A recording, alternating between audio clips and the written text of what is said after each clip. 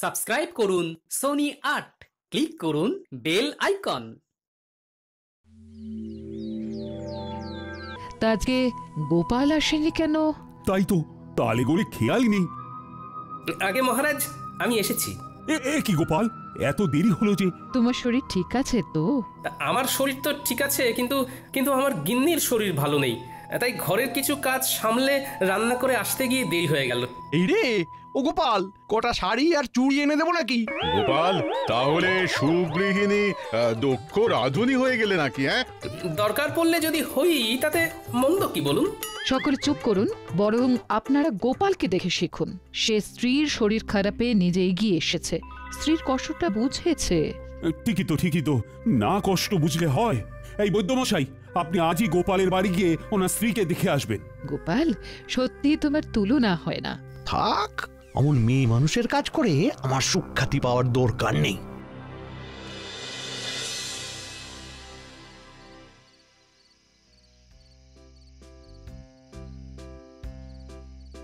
কি ব্যাপার রানী, এমন উদাস ভাবে বারান্দায় দাঁড়িয়ে? ভাবছি গোপাল গিন্নির কত ভাগ্য ভালো। কেন? এই যে সে এমন এক স্বামী পেয়েছে যে তার সব দুঃখ কষ্ট বোঝে। ও, আর তোমার স্বামী বুঝি সেটা বোঝে না? না, কিছু কিছু সময় বোঝে, আবার কিছু কিছু সময় বোঝে না। আচ্ছা, বুঝেছি। তোমার মন পেতে গেলে আমায় তাহলে একদিন লুকিয়ে লুকিয়ে ঠাকুরদের সরিয়ে তোমাকে রেঁধে খাওয়াতে হবে, তাই তো? আপনি রাঁধতে পারবেন? কি জানি, তবে চেষ্টা করে দেখতে পারি। আমার মনে হয় আপনি আর আপনার সভাসদেরা, মানে গোপাল বাদে কেউ রাঁধতে পারবেন না। এত বড় অপবাদ দিও না রানী। গোপাল ছাড়াও আর বাকিদের ভিতরে কেউ না কেউ নিশ্চয়ই রাঁধতে পারে। বলছেন? আচ্ছা, একটা কাজ করলে কেমন হয়? কাজ? কি কাজ? আপনাকে ওই দিন বলছিলাম না, আপনার পশ্চিম দিকের মাঠটায় ওদের কিছু একটা উপরি আয়ের জন্য ব্যবস্থা করে দিন। হ্যাঁ, তার সাথে এর কি সম্পর্ক? শুনুন, আপনি আপনার সভাসদদের বলুন তারা ওই মাঠটায় নিজের ইচ্ছে মতো তৈরি করা খাবারের দোকান ওই বিকেল বেলার দিক থেকে রাত্রিবেলা পর্যন্ত দিতে পারেন। তাতে কি লাভ হবে? তাতে এনাদের উপরি আয়ও হবে। সবার কাজ শেষ করে তারা অনায়াসে খাবার দোকান খুলে খাবার বিক্রি করতেই পারবেন। হ্যাঁ, দারুণ বলেছে তো।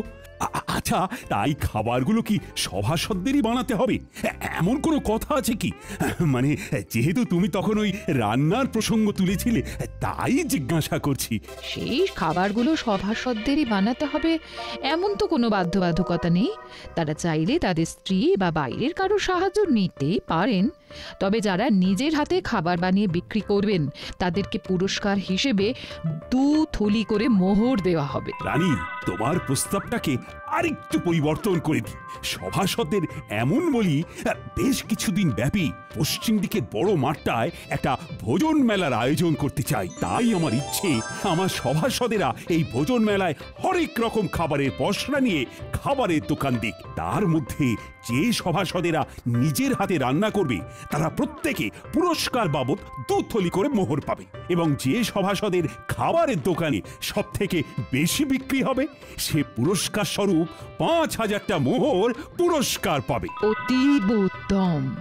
শুধু শুধু উপরি আয়ের জন্য ওনারা সবাই খাবারের দোকান খুলতে রাজি নাও হতে পারেন, তার থেকে পুরস্কারের কথা বলে মেলায় খাবারের দোকান খোলার প্রস্তাব দেওয়াটা একদম উপযুক্ত। আপনি কালকেই ঘোষণা করে দিন মহারাজ। ভাবছি আমিও যদি দোকান দিই তাহলে আমাকে পুরস্কার দেবে বলো তো রানী? তা আমি কি জানি।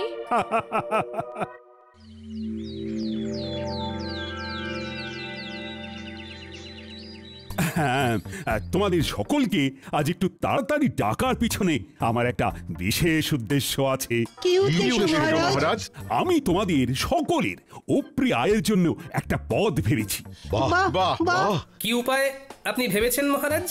আমি আমার পশ্চিমের মাঠটায় একটা ভোজন মেলার আয়োজন করতে চাই। সে অতীব ভালো, কিন্তু মেলায় গেলে তো খাবার কিনতেই প্রচুর খরচ হয়ে যাবে। তাহলে এভাবে আমাদের উপরি আয় হবে কি করে মহারাজ? নিজের দোকান থেকে খেলে ব্যয় হবে না মন্ত্রী। নিজের দোকান মানে? আপনি কি ওই মেলায় আমাদের দোকান দিতে বলছেন মহারাজ? একদম ঠিক। আমি চাই পশ্চিমের মাঠে আয়োজিত সারা কৃষ্ণনগর ব্যাপী ভোজন মেলায় সাধারণ প্রজাদের পাশাপাশি আমার সভাসদেরাও খাবারের দোকান দিক। দোকান দিলে উপরে আয় হবে বটে, কিন্তু দাঁড়াও দাঁড়াও, আমার ঘোষণা এখনো শেষ হয়নি। আমি ঠিক করেছি আমার সভাসদদের ভিতরে যারা নিজেরা হাতে করে খাবার বানিয়ে বিক্রি করবে তারা প্রত্যেকে 2 থলি করে মোহর আমার তরফ থেকে পুরস্কার পাবে। আহা দাঁড়াও, এখনো তো কথা শেষ হয়নি। আর যে সভাসদদের দোকানে সব থেকে বেশি বিক্রি হবে সে আমার তরফ থেকে পুরস্কার বাবদ 5000 মোহর পাবে। তার মানে খাবার বেশি বিক্রি করতে পারলে 5000 মোহর পুরস্কার, আর নিজের হাতে খাবার বানাতে পারলে 2 থলি মোহর পুরস্কার।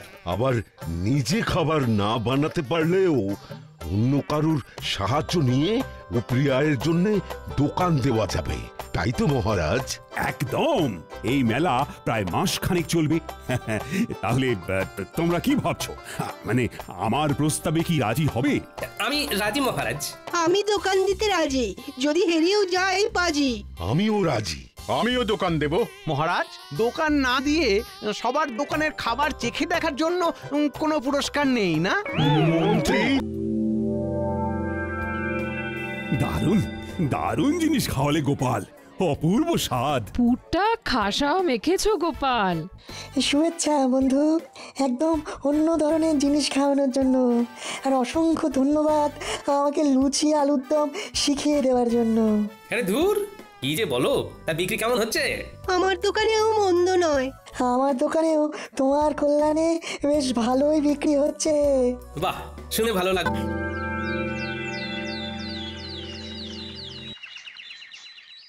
গোনো গোনো খাজাঞ্চি গোনো, কার কত আয় হলো দেখি। মন্ত্রীরটা হলো 1 2 3, এই সর্বমোট 300 মোহর। তবে মন্ত্রী মশাই নিজেই সব বানিয়েছেন।